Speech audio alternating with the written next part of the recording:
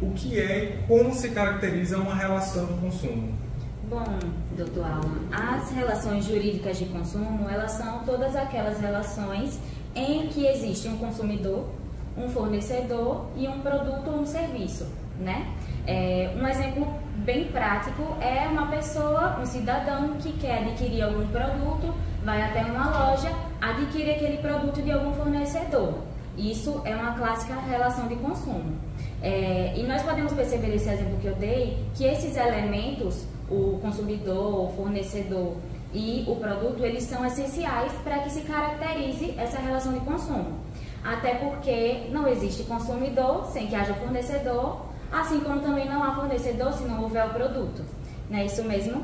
Então, essas relações de consumo, elas são abrangidas pelo Código de Defesa do Consumidor, né?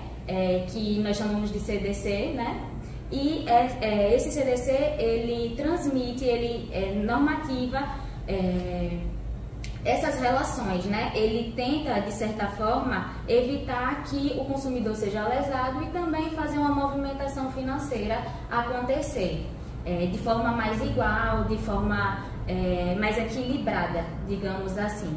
Então, a caracterização da relação de consumo, ela se dá justamente dessa forma, a partir da existência do consumidor, do fornecedor e do produto ou do serviço. Apesar de já existir o Código de Defesa do Consumidor, nós sabemos que existem diversas práticas abusivas, que é justamente o tema do nosso Saber Direito de hoje, que são praticadas pelos fornecedores.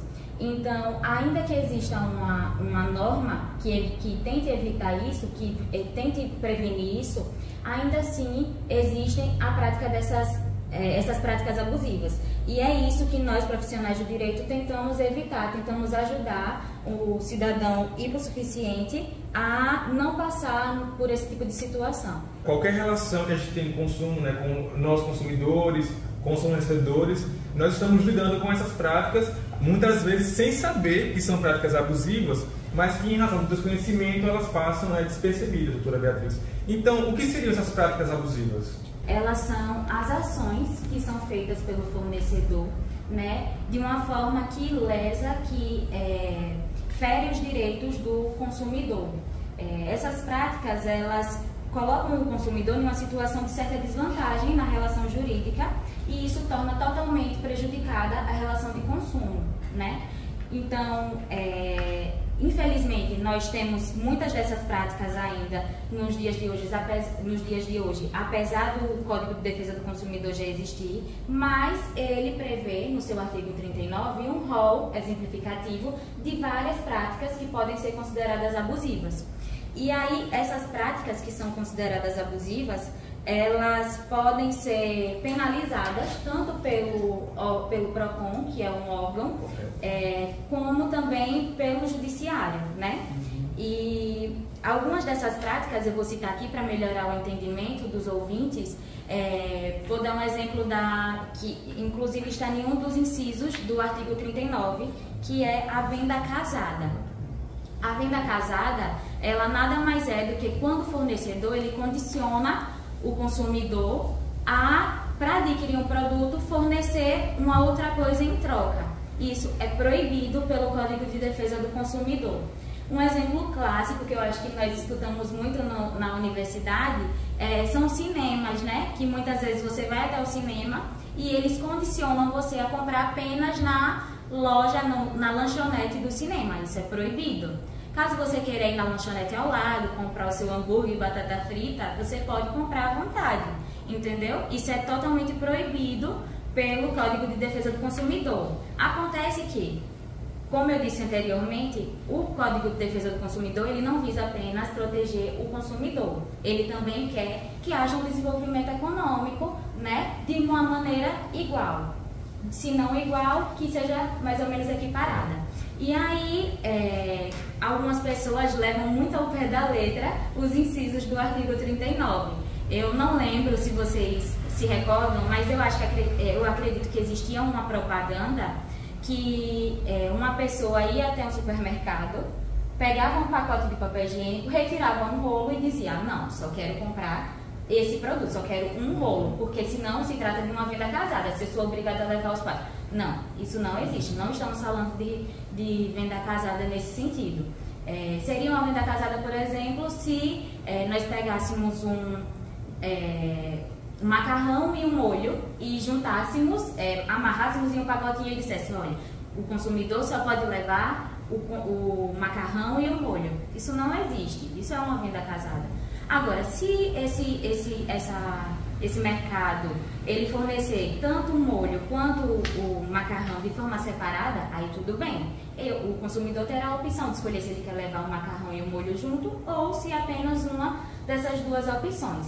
Então, essa é a venda casada, é um exemplo clássico de prática abusiva. Outra prática abusiva que nós temos muito conhecimento é a limitação quantitativa no fornecimento de produtos sem que haja uma justa causa. E essa limitação quantitativa gera muito burburinho, principalmente quando há as promoções, né? O supermercado faz uma promoção e aí eles informam, olha, você só vai poder levar tantas caixas de cerveja, né? Nós sabemos que existe muito isso. Você só pode levar 2 caixinhas de cerveja ou então só pode levar uma caixinha de cerveja. Isso não pode acontecer, até porque a gente sabe que é apenas uma tentativa de levar o consumidor até o estabelecimento para fazer com que ele compre outros produtos. Mas se ele colocou aquela propaganda de que está tudo em promoção, então ele tem que dar a liberdade do cliente de conseguir de pegar os produtos que estão em estoque. Lógico que em casos com justa causa, em que há uma possibilidade, ele pode informar que não será possível pegar tantas caixas de cerveja, até para dar possibilidade de que outros clientes consigam também. Perfeitamente, doutora Beatriz. Eu acho até que puxando o gancho para esse exemplo, eu acho que os ouvintes de casa eles devem ter percebido que durante a pandemia mesmo e nos períodos recentes agora, eu mesmo tenho notado que os mercados têm limitado alguns produtos, né? A exemplo do óleo de cozinha, por exemplo, né? Geralmente eles limitam a 8 unidades, 10 unidades.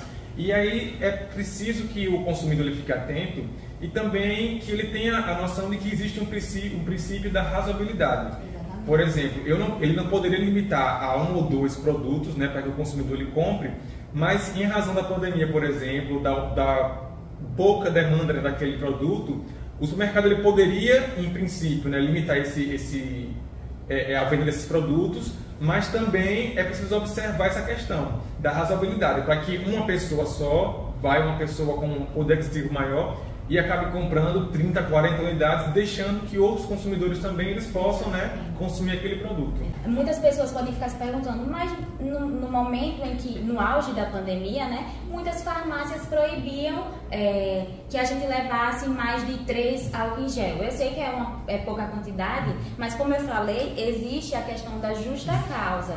Entendeu? Existe uma justificativa. Nós estávamos passando por um momento atípico, por um momento em que realmente a demanda pelo álcool em gel, pelas máscaras era muito grande, era excessiva, e então nós não poderíamos simplesmente chegar, levar todo o estoque e deixar que outras pessoas ficassem em uma situação de vulnerabilidade por conta da nossa falta de razoabilidade. Essa é uma questão que no passado eu acho até que ocorreu com mais frequência, né, e que a empresa enviava para sua residência, né, cartões de crédito, mercadorias que você não solicitava, e junto com essas mercadorias era enviado também um boleto, né? E aí na carta que era enviada eles informavam que caso o consumidor, né, desejasse permanecer com aquele produto, né, que ele efetuasse o pagamento do boleto, ou, caso contrário, que ele reenviasse aquela mercadoria de volta, né, para o remetente ao qual constava ali naquela encomenda, naquela carta. Existia um TAC firmado entre as empresas e administradores de cartões, né, em que ficou proibido esse envio de cartões sem a solicitação do consumidor. Então, hoje, para que um consumidor ele receba um cartão em casa, é necessário que exista a prévia anuência dele. Eu não posso, uma empresa, mandar para minha casa um cartão que eu não solicitei, porque isso fere as práticas, né, previstas no Código de Defesa do Consumidor. É uma prática abusiva. Como é que ele deve agir? Como é que ele deve se portar diante de uma situação como essa? Olha, doutor Alan, a primeira coisa que o consumidor ele tem que ter em mente é que para ele evitar ser lesado, ele tem que tomar alguns cuidados, né? Ele tem que ter conhecimento do direito dele. Tá aí o Código de Defesa do Consumidor, ele está aí para que o consumidor ele possa olhar quais são seus direitos, o que realmente é abusivo, o que não é abusivo por parte da empresa, para que assim ele não tome nenhuma medida de forma precipitada. E a partir disso, ele evitando essas práticas abusivas, cair nessas práticas abusivas, nós já podemos dizer que é um grande avanço. Mas existem diversas formas de práticas abusivas, né? Exato. E para cair em alguma delas é muito fácil. Então, caso você caia, caso o consumidor venha cair em uma prática abusiva, ele pode fazer o seguinte, ele pode acionar o PROCON, fazer uma denúncia, né, informando o que aconteceu, mas antes disso é necessário que ele informe o direito dele. Olha, isso não pode acontecer. O senhor, o dono o fornecedor, o dono do estabelecimento, ele não pode fazer esse tipo de prática. E caso o dono do estabelecimento insista com aquele tipo de prática, ele pode fazer a denúncia no PROCON, através do site, através do telefone 151, se eu não me engano, mas também está disponível na internet, e também indo até o estabelecimento, até o órgão. Então, ele fez essa denúncia, mas ele percebeu que ainda assim houve um tipo de dano que ele sofreu, seja o dano material ou o dano extrapatrimonial, que nós chamamos de danos morais, né? Comumente chamado de danos morais, que todo mundo conhece bem. Caso ele venha sofrer um dano moral, um dano psicológico, ele pode ir até um profissional. O ideal é ir até um profissional para que esse profissional possa orientar uma possível medida judicial. É importante vocês ficarem atentos que o Código de Defesa do Consumidor, todo mundo que já foi a uma loja, né, já viu que existe lá aquele livrinho, né, do Código de Defesa, mas raramente alguém, né, se preocupa em ler, em folhear ele. Então, as práticas abusivas, elas estão elencadas no artigo 39, mas esse é um rol que ele é exemplificativo. Então, não só as práticas previstas neste artigo, mas também como são outras práticas, outras condutas que estão fora do artigo também podem ser consideradas abusivas. Então, a prática abusiva, ela é aquela prática em que existe a previsão legal dela, e a partir do momento em que o fornecedor ou empresa ele descumpre o modo como deve ser feito corretamente, também se torna uma prática abusiva. Então, uma propaganda veiculada de forma errada, né, uma promoção que o consumidor chega na loja, você vai sabendo que é uma coisa e chega lá é outra, um preço informado errado, todas essas práticas são consideradas abusivas e você, consumidor, você ouvinte que está nos ouvindo, deve ficar atento e prestar atenção para que esse tipo de situação, né, ele não aconteça, a gente consiga coibir esse tipo de situação. E aí o banco, você quer simplesmente abrir uma conta, mas o banco ele quer empurrar um seguro de vida, um título de capitalização, e todas essas questões, elas não podem ocorrer. O cliente, ele ao procurar esse estabelecimento, esse banco, ele pode contratar o serviço que ele quer de forma singular, única, não condicionado à venda de outros serviços. Muito comum, tanto sendo realizadas pelos bancos como por operadoras telefônicas. A cobrança abusiva é um clássico de prática abusiva no mercado.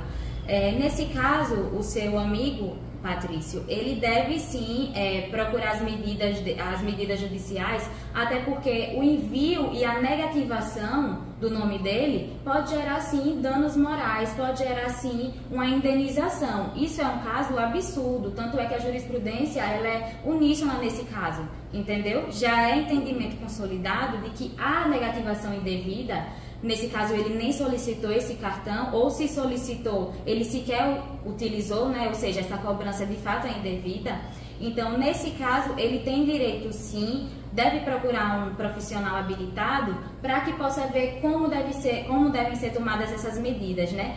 O que ele tem direito, quais os direitos que foram infringidos, quais os direitos que ele deve buscar perante o judiciário. A questão dos empréstimos consignados, né? Feitos sem autorização. E é uma prática que está acontecendo com muita frequência. Eu acho que aí propriedade também, muitos ouvintes, né, já devem ter se deparado com essa situação de você contratar um empréstimo, né, sem autorização. E eu queria saber, doutora Beatriz, se esse tipo de prática, né, feita por bancos e financeiras, se também é uma prática abusiva. Com certeza, né? A gente já rebateu isso aqui de outra maneira, em outras respostas a gente já informou isso, mas é sempre bom frisar porque é desesperador você chegar para um idoso e ele te dizer que foi feito um empréstimo no nome dele sem que haja autorização dele. Isso é um absurdo, né? E é uma prática muito comum utilizada pelos bancos.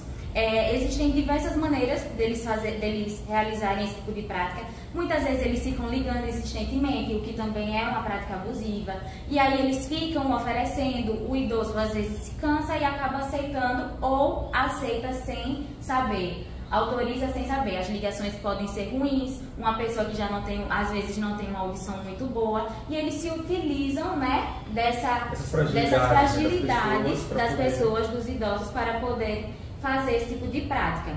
Também existem os casos em que a pessoa simplesmente solicita um cartão, por exemplo, e aí eles mandam o famoso cartão consignado, que nada mais é do que também um empréstimo, né? Você vai receber um valor do banco e esse valor vai ser também descontado da sua aposentadoria, só que você pode usar através do cartão de crédito ou em dinheiro, em espécie. E, para piorar, também tem a hipótese em que eles oferecem um cartão de crédito, você apenas aceita o cartão de crédito, já não bastasse ser o cartão de crédito consignado, sem você ter o conhecimento, eles ainda impulam o famoso empréstimo consignado. E aí é terrível, porque uma pessoa que não tinha problemas financeiros, apenas queria um cartão de crédito, passa a ser debitado da sua conta, descontado da sua conta, 2 empréstimos, entendeu? Uma pessoa que não tem problema financeiro. E isso gera, sim, problemas financeiros, gera problemas de danos extrapatrimoniais, né? Porque são pessoas, na maioria das vezes, vulneráveis e hipossuficientes, no sentido de uma relação de consumo, né?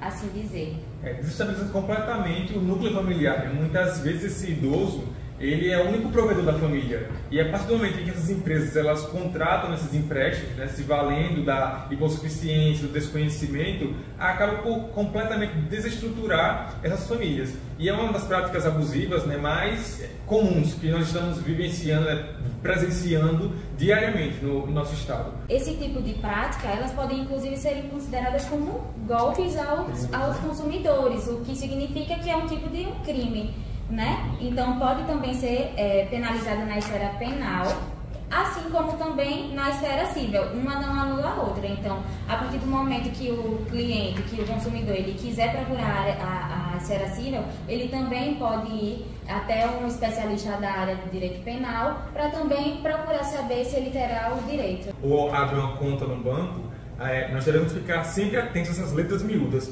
Quando você abre uma conta ou pede um cartão, lá naquelas cláusulas tem explicando que aquela conta ela é pessoal. A partir do momento que você deixa que outra pessoa compre na sua conta sem autorização, você estaria, via de regra, né, burlando essas regras, fazendo com que a empresa ficasse no direito de excluir a sua conta, né, que aparentemente foi o caso que ocorreu aqui. Mas cada caso concreto precisa ser analisado, né, através com todas as informações, né, que o consumidor ele fornece. É importante que as pessoas tenham em mente que elas não podem simplesmente fornecer uma conta, né, e contando que aquela pessoa vá simplesmente pagar a conta e caso essa pessoa não pague, que não vá respingar para ela. A conta é no nome dela, né? Então é óbvio que caso não haja o pagamento da conta, ela será responsabilizada, ela deverá efetuar o pagamento sim. Não adianta ir na esfera civil atrás de pedir para que a loja, o estabelecimento não efetue a cobrança daquele valor. O que ela pode fazer é ir atrás da pessoa em que ela que de fato realizou a compra, para que essa pessoa possa devolver o valor, né, para ela. Isso tudo, infelizmente, de forma extrajudicial, porque não foi feito nenhum acordo, né? Então é bom ter cuidado em relação a isso. São inúmeras práticas abusivas e caso o consumidor ele tenha dúvida, o ideal é que leve algum parente no momento em que for fechar algum contrato, que for efetuar alguma compra, né? Leve alguém que tenha um pouquinho mais de conhecimento, ou até mesmo procure um profissional antes de realizar qualquer contrato. É muito comum em lojas de departamentos, essas lojas grandes de departamentos, eles oferecem aquele cartão, né? Você entra numa loja e eles já vão oferecendo um cartão. Vamos fazer um cartão, senhor, senhora, e ficam perseguindo, né, o consumidor durante horas e horas aqui lá dentro da loja. E aí o consumidor ele aceita, né, cede àqueles pedidos, e quando vai ser verificado, né, como é que está a situação do cliente, né, se pode ou não fornecer aquele crédito, descobre-se que o cliente está, entre aspas, com um nome sujo ou negativado. Então, a partir desse momento, a empresa ela tem que fornecer e informar o cliente por qual motivo ela está negando, né, aquele cartão de crédito, aquela conta para aquele consumidor. A verdade, Patrício, é que as relações de consumo, elas são uma verdadeira teia de aranha. Se você não for uma aranha que souber caminhar nessa teia, você vai ficar preso. O que mais se vê nos bancos, né? Quando você vai até uma agência bancária, é isso, né? Eles te fornecem contratos em letras miúdas. Até absurdo, né? De adesão, né? São os famosos contratos de adesão. Você exatamente. assina ou você não consegue contratar. Exatamente. E aí você tem que ficar suscetível a qualquer coisa que estiver naquele contrato. Isso é uma prática abusiva realizada pelos bancos e que podem sim gerar até mesmo indenizações, tanto na esfera material quanto na esfera extrapatrimonial. É muito comum, né, esses vendedores vendendo roupas, produtos através de redes sociais, do Instagram. E quando você vai questionar para eles, né, qual o valor daquele produto, daquele serviço, vem a famosa frase, né, preço no direct, preço no inbox. Doutora Beatriz, esse tipo de prática é considerada uma prática abusiva também? Eu vou deixar o alerta não só para os consumidores, mas principalmente para os fornecedores dessas pequenas lojas, que muitas vezes não têm o conhecimento. Não só o consumidor tem que ter acesso tem que ler o Código de Defesa do Consumidor. Você que tem a sua lojinha no Instagram, dê uma olhada no Código de Defesa do Consumidor. Às vezes o que você acha que é um marketing, na verdade pode até ser prejudicial. Eu mesmo acho muito chato, né? E além de ser chato, é uma prática abusiva e que deve ser evitada pelos fornecedores, né? Além desse tipo de prática, também é muito comum a gente ver as publicidades ocultas, né? Muito digital influencer na internet, muita gente vendendo coisas sem que você tenha noção de que ela está te vendendo. Às vezes você está sem sinalizar, aquela famosa sinalizando publi, né? Eles chamam de publi. E muitas vezes nem a publi eles colocam. Então isso também é uma prática abusiva. A publicidade ela deve ser informada. Você tá lá no Instagram daquela pessoa que você gosta e do nada ela começa a passar um creme no rosto, um creme no cabelo, sem informar para você o porquê ela está passando aquele creme, que aquele creme foi fornecido por uma empresa. Agora sim, se esse creme realmente for algo que ela goste, né, ela achou interessante, quis compartilhar com os amigos, tudo bem. Agora, caso esse creme ela tenha recebido para fornecer aquele produto, para apresentar aquele produto, divulgar aquele produto, aí sim ela deve sinalizar. Caso contrário, estamos diante de uma prática abusiva. Em relação às cobranças, né, de faturas de telefone, de operadoras de telefone e de contratos em que elas não têm o conhecimento. Chegou uma fatura e aí a pessoa não sabe por qual razão, né, ela está sendo cobrada. Doutora Beatriz, eu pergunto, esse tipo de conduta das operadoras é uma prática abusiva também? Caso você esteja sendo cobrado, você tem que observar, essa cobrança é insistente, né? Essa cobrança, como é que ela está sendo feita? Realmente foi feita uma vez e depois não foi feita mais? Tudo bem, às vezes cometem um erro, né? Às vezes as operadoras cometem erros, mas quando ela é feita insistentemente, você tem que observar para caso realmente eles prossigam, né, mandando cartas de cobrança, seu nome não venha a ser negativado. E se for, corre para um especialista, porque é bem provável que você tenha direito a entrar com uma ação judicial pleiteando os seus danos extrapatrimoniais. Inicialmente eu quero agradecer a Deus pela oportunidade de estar falando com a minha cidade, passando essas informações, né, esclarecendo isso, passando o meu conhecimento, né? Porque conhecimento bom é conhecimento compartilhado. Ontem uma pessoa sábia falou que tudo é dele, por ele e para ele, né? Para Deus. Então eu quero dizer que eu dedico esse programa para ele, para os meus pais, né, que esse mês também foi aniversário do meu pai e foi Dia das Mães, e para Márcio Doria, que é uma pessoa magnífica, uma pessoa que eu só tenho a agradecer tanto pela oportunidade aqui no programa e também por todo o conhecimento que ele passa para mim, para o Dr. Alan e para todo mundo que tem a oportunidade de cruzar o caminho dele, né? Então, muita gratidão a você também pela oportunidade, dizer que esse programa é um programa maravilhoso, que acrescenta muito para a população propriaense e que eu estou muito orgulhosa de ter feito parte desse programa no dia de hoje.